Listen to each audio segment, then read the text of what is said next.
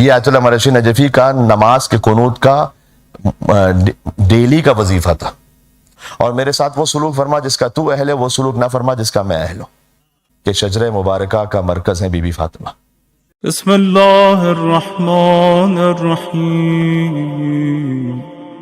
میں آپ کی ایک نقطے پہ خاص توجہ چاہتا ہوں، شاید اس زاویے سے بھی ہو سکتا ہے کہ یہ بات کچھ اس قابل ہو کہ آپ اسے سماعت فرمائیں، دعا سے نوازیے گا۔ مباہلہ مجھے نہیں پڑھنا، لیکن آپ اس میں اس مرکزی حیثیت کو دیکھیے گا۔ ایک تو یہ کہ مباہلہ فتح ہوا ہے بی بی فاطمہ الزہرا کی وجہ سے۔ کیوں؟ اس لیے کہ نجران کے عیسائی وہ رسول اللہ کو تو دیکھ رہے تھے، مولا علی کو بھی دیکھ رہے تھے مسجد میں، امام حسن امام حسین بھی مسجد میں آتے تھے۔ کون سی ایک ہستی اضافہ ہو گئی یہاں پر کہ جن کا اضافہ ہونا نجران کے عیسائیوں کو کہنے پر مجبور کر گیا کہ ہم ان جہروں کو دیکھ رہے ہیں کہ اگر یہ دعا کریں تو پہاڑ اپنے مقام کو چھوڑ دے گا۔ آیت ہے فمن حاجک فیہ من بعد ما جاءک من العلم فقل تعالوا ندعو ابناءنا وابناءکم ونساءنا ونساءکم وانفسنا وانفسکم۔ یہاں پرولل کا صیغہ ہے، پرولل یعنی ابناءنا وابناءکم، تم اپنے بیٹوں کو لاؤ، اپنے بیٹوں کو لاتے ہیں۔ عربی زبان میں پرولل کا صیغہ ہے 3 کے لیے کم از کم، اور اس سے زیادہ، یعنی کم سے کم 3 بیٹوں کو لے کر آؤ، اور کم سے کم انفسنا وانفسکم 3 نفسوں کو لے کر آؤ، اور کم سے کم نساءنا ونساءکم 3 عورتوں کو لے کر آؤ۔ تو آیت میں گنجائش کتنی ہے جانتے ہیں آپ؟ حضور مکرم کے علاوہ 9 افراد کی گنجائش ہے کم از کم، 3 بیٹے 3 نفس 3 عورتیں۔ رسول اللہ لے گئے 2 بیٹے 1 نفس 1 عورت۔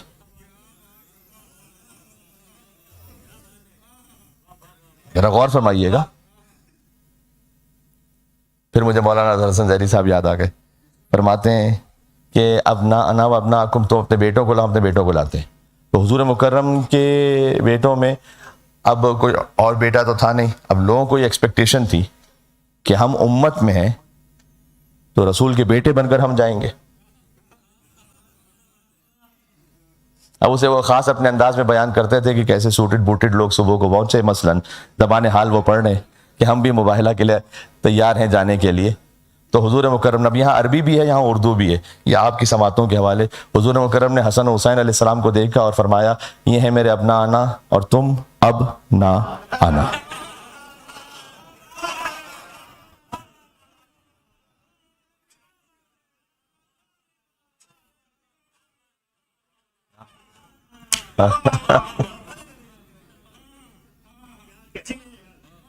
اب یہ لفظ یاد رہے گا آپ کو، اپنا آنا قرآن کا لفظ ہے، یہ یاد رہے گا آپ کو۔ 2 بیٹوں کو لے کر کے حضور مکرم، حکم تھا 3 بیٹوں کا، اور 1 نفس کو لے گئے۔ یہ 1 نفس کا مطلب امام فخر الدین رازی نے یہاں پر ایک غوغا کیا ہے، یعنی انہوں نے لکھا کہ نفس رسول کی منزل کیا ہے۔ نفس کا مطلب یہ کہ جو رسول جیسا ہو۔ نفس یعنی آپ کہتے ہیں نا میں بنفس نفیس، میں خود۔ نفس کا مطلب ہے کہ وہ خود، یعنی رسول جیسا، بالکل رسول جیسے کہتے تھے مائی سیلف، وہ ہیں علی بن ابی طالب علیہ السلام۔ سوائے اس کے کہ رسول جسے خود استثناء کر دیں، جس فضیلت کو، ہر وہ فضیلت جو رسول اللہ کو حاصل ہے نفس رسول کے اندر چھپا ہوا ہے، وہ علی بن ابی طالب کو حاصل ہے۔ رسول نے ایک استثناء فرمایا الا انہ لا نبی بعدی، میرے بعد کوئی نبی نہیں آنے والا، نبوت کا استثناء فرما دیا۔ باقی سب کچھ جو رسول اللہ کو حاصل تھا وہ علی بن ابی طالب علیہ السلام کو حاصل تھا۔ اس کی تفصیل کبھی اور، اس خاطر ہے کہ اسی موقع پر امام فخر الدین رازی نے اس حدیث کو لکھا ہے کہ سید الانبیاء حضور مکرم، تو پھر نفس رسول ہونے کا تقاضا یہ کہ علی بن ابی طالب بھی افضل ہو تمام انبیاء سے۔ پھر اس استدلال کو باطل بھی کر دیا خود انہوں نے۔ چلے میں سنا دیتا ہوں جلدی سے تاکہ بات پوری رہے، ادھوری بات نہ رہے، کہ انہوں نے لکھا یہاں پر کہ حضور نے یہ فرمایا ہے کہ من اراد ان ينظر آدم فی علمہ ونوحا فی عزمہ وابراہیم فی خلتہ وموسیٰ فی حیبتہ وعیسیٰ فی زہدہ فلینظر الی علی بن ابی طالب۔ جو دیکھنا چاہے آدم کو ان کے علم میں، نوح کو ان کے عزم میں، ابراہیم کو ان کی خلت میں، موسیٰ کو ان کی ہیبت میں، عیسیٰ کو ان کے زہد میں، اسے چاہیے کہ علی بن ابی طالب کے چہرے کو دیکھ لے۔ فضیلتیں بکھر جائیں تو سلسلہ انبیاء و مرسلین بنتا ہے، فضیلت سمٹ جائے تو نام امیر المومنین بنتا ہے۔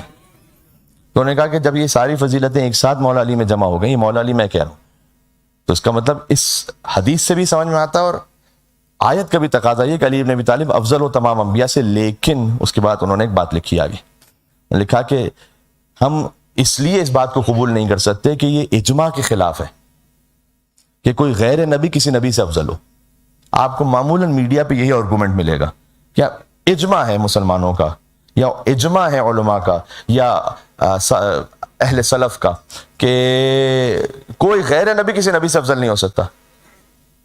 ایک تو بات یہ ہے کہ قرآن کی آیت کے مقابلے میں آپ کی اجماع کی اوقات کیا ہے؟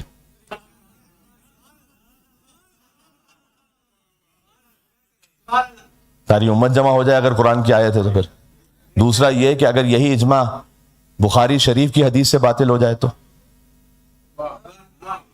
حدیث نمبر 3193 جا کے دیکھیے گا بخاری میں. کیف انتم اذ نزل ابن مریم فیکم و امامکم منکم.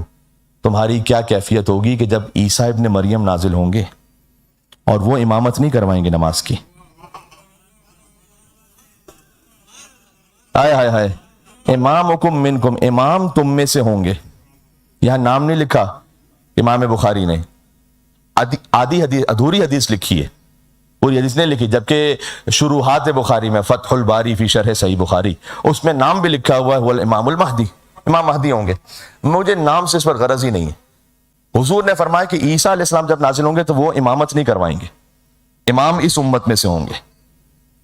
ہے کوئی مسلمان فرقوں میں سے, چاہے وہ اہل حدیث ہوں ہمارے بھائی, یا دیوبندی بھائی ہوں, یا بریلوی بھائی ہوں, کسی بھی نیشن سے ہوں, کسی بھی مقام سے ہوں, عرب ہوں, فارس ہوں, ترک ہوں, کیا ان میں سے کوئی ایک بھی ہمت رکھتا ہے جو یہ کہہ سکے کہ میں عیسیٰ روح اللہ کا امام بنوں گا؟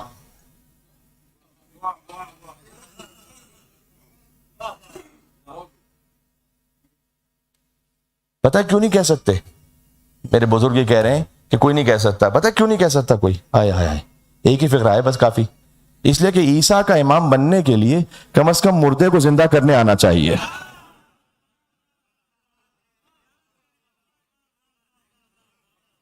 ورنہ یہ تو ہو نہیں سکتا کہ مقتدی تو مردے کو زندہ کر دے اور امام زندہ دیکھ کر بھی بھاگ جائے. یہ تو ہو نہیں سکتا. تو ایک ہی ملا تاریخ میں کہ جس کے سامنے جعلی مردہ لے آؤ, وہ جنازہ پڑھا دے تو مردہ ہو جائے, اصلی مردہ لے آؤ ٹھوکر مار دے تو زندہ ہو جائے. تو عیسیٰ علیہ السلام کا امام بننے کے لیے تو ایک آئیں گے کہ جو عیسیٰ کے امام ہوں گے, یہ بیت المقدس میں ہونے والا ہے. امام علیہ السلام کا ظہور ہوگا انشاءاللہ خانہ کعبہ سے, وہاں سے ظہور فرمائیں گے اور اس کے بعد مدینہ تشریف لے کر آئیں گے. جب مدینہ آئیں گے تو پھر کچھ ظالموں سے اور قاتلوں سے انتقام لیں گے, انہیں ان کی قبروں سے نکال کر. اب بعض اور بھی موجود ہیں کہ امام کن کن سے کیا کیا اعتراف لیں گے, وہ تو میں یہاں ممبر سے بھی کہہ بھی نہیں سکتا. بہرحال بہار انوار میں اس کی بہت ساری روایات موجود ہیں کہ کس پر امام کیا حد جاری کریں گے. ان میں مرد بھی ہیں, مستورات بھی ہیں, کی تاریخ ہے اپنی کہ اس میں روایات ہیں اپنی. اور پھر اس کے بعد امام علیہ السلام وہاں سے پہنچیں گے کوفہ تک. تقریباً اس میں 6 مہینے لگ جائیں گے اس پورے سلسلے میں. فوراً اوور نائٹ نہیں ہے کہ امام علیہ السلام تشریف لائیں اور اگلے دن امام کی حکومت معجزے سے ساری دنیا پر ہے. نہیں, یہ آہستہ آہستہ ترتیب سے اللہ سبحانہ وتعالیٰ نے رکھا ہے. اور جب تک مسجد کوفہ پہنچیں گے تو پھر وہاں مسجد کوفہ میں پہنچتے پہنچتے امام علیہ السلام کی حکومت عالمی ہوگی, پھر جہانی حکومت ہوگی. اور پھر جب امام وہاں پر نماز جمعہ پڑھائیں گے مسجد کوفہ میں تو اس کی صفیں کربلا تک لگ رہی ہوں گی. یہ روایت میں مسجد کوفہ میں نماز ہوگی اور اس کی صفیں کہاں تک ہوں گی؟ کربلا تک. اور یہ کوئی انیوژل بات اب نہیں رہی. پہلے باتیں ہم سمجھتے تھے کہ شاید کوئی معجزے سے ہونے والا ہے. آج ماشاءاللہ 40 کی واک, 40 واک ہے, وہ نجف سے کربلا ہی تک تو ہے. جب وہ پیک پر اپنی ہوتی ہے واک, لاکھوں کا اجتماع ہوتا ہے وہاں پر, یہ سب اگر صف بنا کر کھڑے ہو جائیں تو نجف سے کربلا تو اب بھی صفیں موجود ہیں.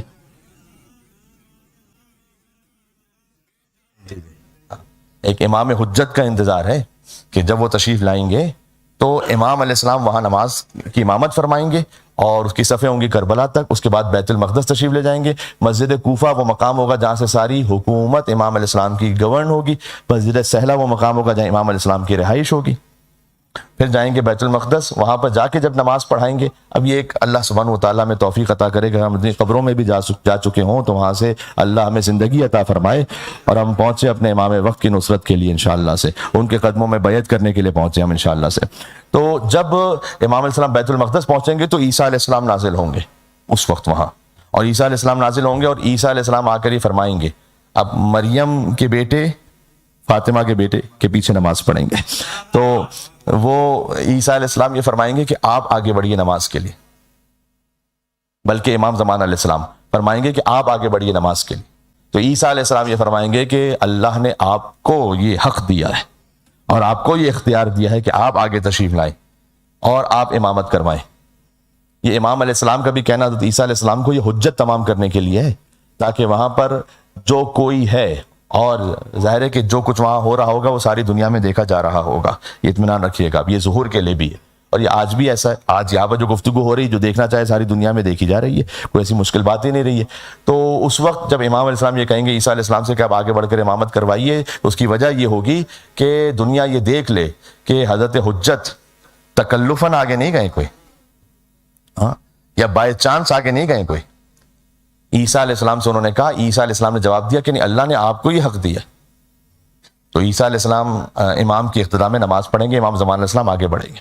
اس وقت یہ موقع ہوگا کہ جب آپ تب تقریباً تمام عیسائیت و امام زمان علیہ السلام کے نام پر ایمان لے کر آ جائے گی، اس لیے کہ عیسیٰ علیہ السلام کو ان کے پیچھے نماز پڑھتے ہوئے دیکھے گی۔ بہرحال یہ خود حضرت حجت کا ایک بڑا ہی دلچسپ موضوع ہے اور میرا بڑا پسندیدہ بھی ہے، لیکن وقت میں بھی گنجائش نہیں ہے اور آہستہ آہستہ مجھے مصائب کی طرف جانا ہے۔ ذرا تصور کیجئے گا، یعنی عیسیٰ علیہ السلام جب نماز پڑھ رہے ہیں حضرت حجت کے پیچھے، اس فقیر نے 2 مصرے لکھے تھے، میں آپ کو سناتا ہوں۔ ہے جبیں عیسیٰ کی خم مہدی کی عظمت کے لیے، ایسے ہی ہے یا نہیں؟ ہے جبیں عیسیٰ کی خم، اگر آپ کے ذہن میں ایک حدیث ہے تو پھر آپ مصرے کا لطف لے پائیں گے جو اگلا مصرا ہے جبیں عیسیٰ کی خم مہدی کی عظمت کے لیے، اور فاطمہ حجت ہے خود سرکار حجت کے لیے۔ خود اسی سے شبیہ آیت اللہ مرشی نجفی نماز کی قنوت میں پڑھا کرتے تھے، اور وہ اس انداز سے پڑھتے تھے کہ اللہم انی اسألک، پروردگار میں تجھ سے سوال کر رہا ہوں، بحق فاطمہ و ابیہا و بعلہا و بنیہا والسر المستودع فیہا، کہ بی بی کے وسیلے سے اور ان کے بابا اور ان کے شوہر ان کی اولاد کے وسیلے سے اور اس راز کے وسیلے سے، یعنی امام زمان علیہ السلام کے وسیلے سے جو تو نے حضرت سیدہ میں رکھا ان کا نور، کہ ان تصلی علی محمد و آل محمد، کہ دو درود و سلام نازل فرما محمد اور آل محمد علیہ السلام پر، وان تفعل بیما انت اہل ولا تفعل بیما انا اہل، اور میرے ساتھ وہ سلوک فرما جس کا تو اہل ہے، وہ سلوک نہ فرما جس کا میں اہل ہوں۔ یہ آیت اللہ مرشی نجفی کا نماز کے قنوت کا ڈیلی کا وظیفہ تھا۔ کوئی عزیزوں، بات تمام ہو رہی ہے اس بات پر کہ شجرہ مبارکہ کا مرکز ہے بی بی فاطمہ،